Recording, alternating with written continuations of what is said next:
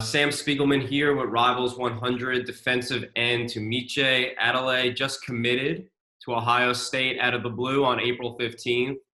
Um, in the middle of this COVID crisis, some good news to finally talk about.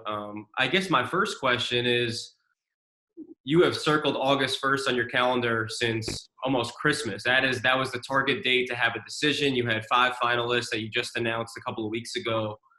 Where did it all come from to go ahead and commit to Ohio State on the 15th? I think it's a combination of me already knowing I was going to be a Buckeye for a long time in conjunction with the coronavirus. I didn't really want to.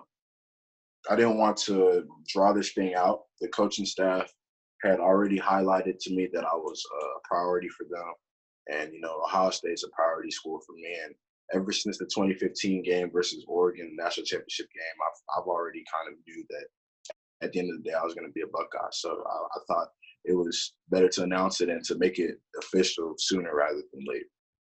I remember being at your season opener last year. It was right around September 1st, so coaches were getting ready to kind of gear up to make that first big push for you. And I asked you about, who you were expected to hear from and who had already kind of made an impression on you. And Larry Johnson was the first name out of your mouth. You were so excited to see how Ohio State was going to come after you. You said you already knew when April 15th came around. At what point did you kind of start leaning toward Ohio State, and what kind of pushed you over the edge that you've known for some time already? Just look at the historic class that they're building, the guys around me. Ohio State's a brotherhood, and you could just look at how Jeff Okudah was asking NFL analysts about his teammate, why he's not graded as a first-round DB. All the guys at Ohio State they really look out for each other. It's a really tight-knit brotherhood, and I know they're going to be my brothers past football, past Ohio State, in life.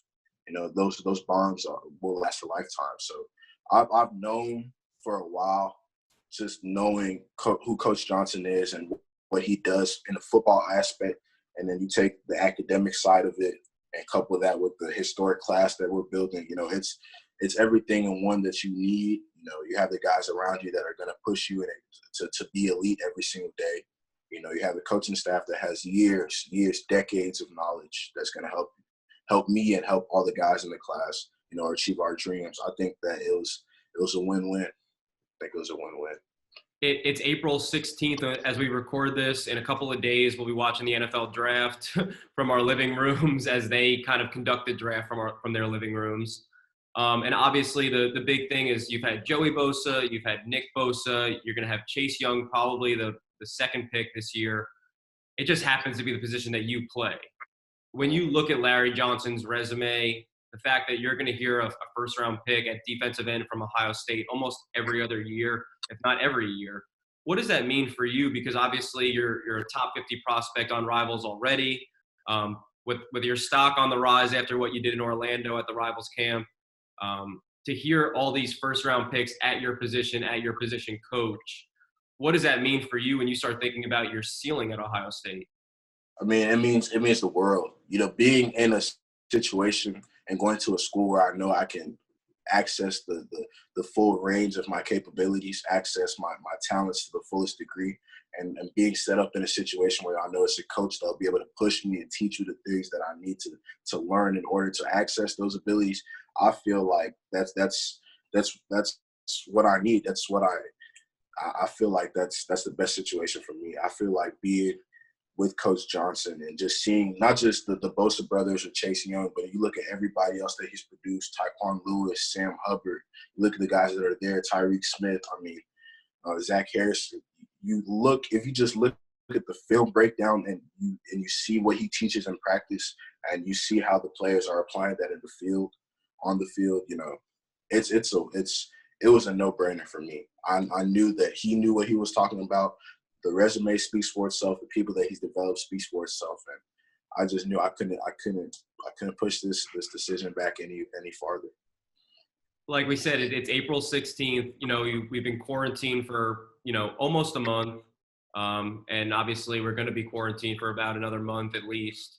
But Ohio State has not slowed the gas on the recruiting trail. I mean, getting your commitment yesterday came out of the blue, but it was monumental.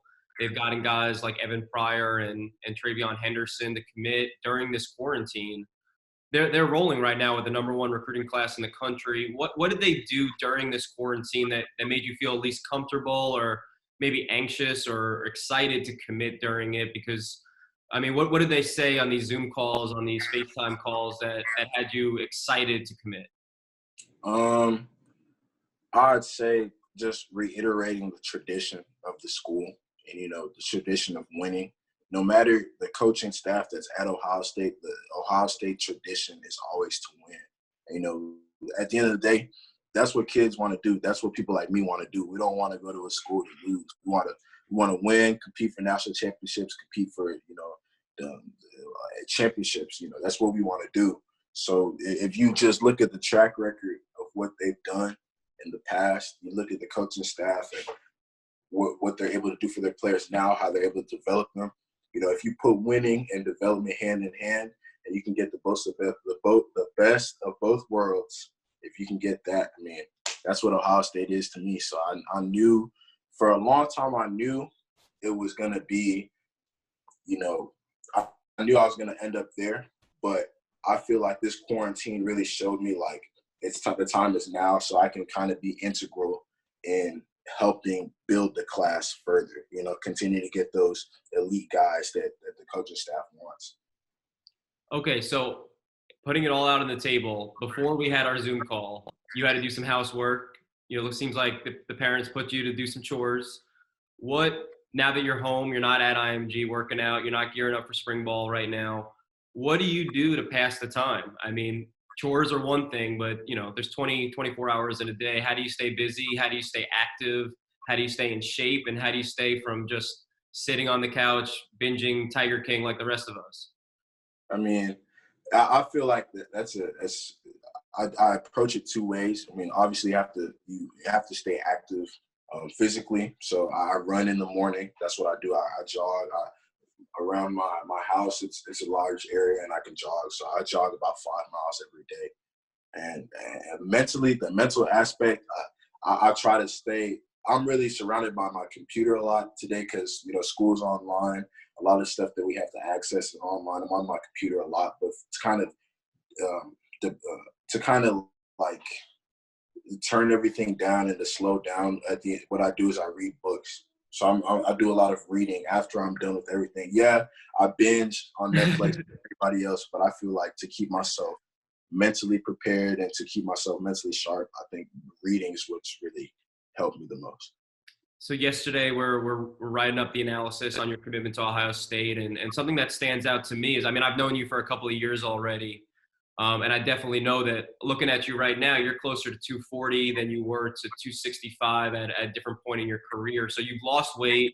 When you came to Rivals Camp in Orlando, you're 240, and that's given you a unique edge in athleticism as you get after quarterbacks. Is it hard not to gain that 25 pounds back? How do you stay in shape, in terms of keeping that playing weight that you want to play with your senior season? What are some of the challenges of kind of staying healthy during this quarantine?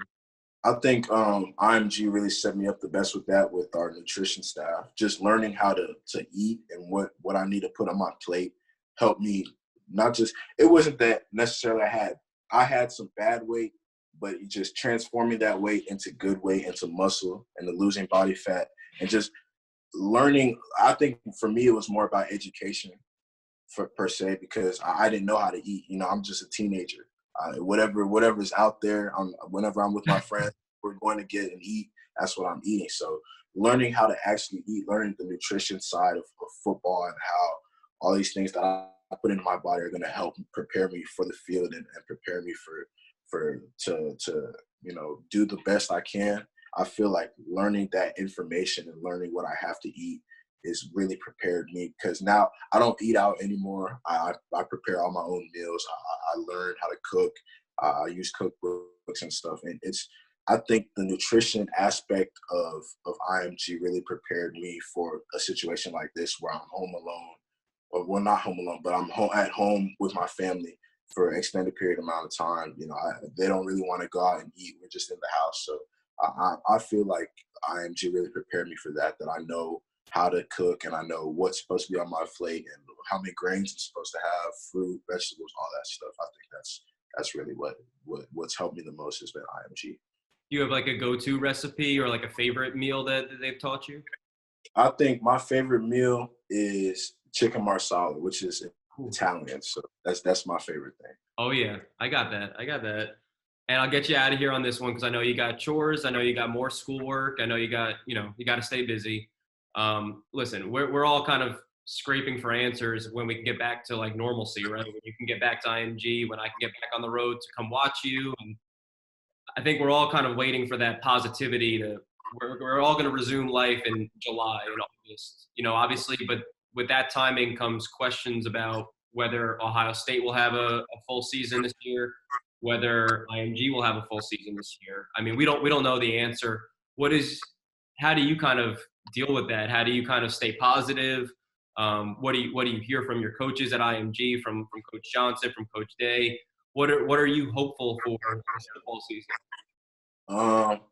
I just know no matter what happens, I still have the same vision that I've always had. It's to be elite. So I'm going to continue to do what is required to be elite, which is put in work every day. So no matter what happens in the football season, I'm confident with the people that are around me, the kind of the staff that's around me, both at IMG, both at home, my personal trainers, Coach Brandon. When all these things resume, no matter how the season may like turn out, how many games might be played, whatnot, I know that just because of the people that are around me, I'm always going to stay sharp. My football skills are always going to continue to be sharp just because of the time that I'm going to put in every single day. So I don't foresee any drop off for me personally, just because I know I'm going to put in that work. And it might be for other people, but for me, I know the vision that I have for my life. I want to be in the first round. I want to be drafted on the first day. So I'm going to continue to work as such. Awesome. Well, we appreciate your time, Tunmise, and congratulations on the big Ohio State commitment. Thank you.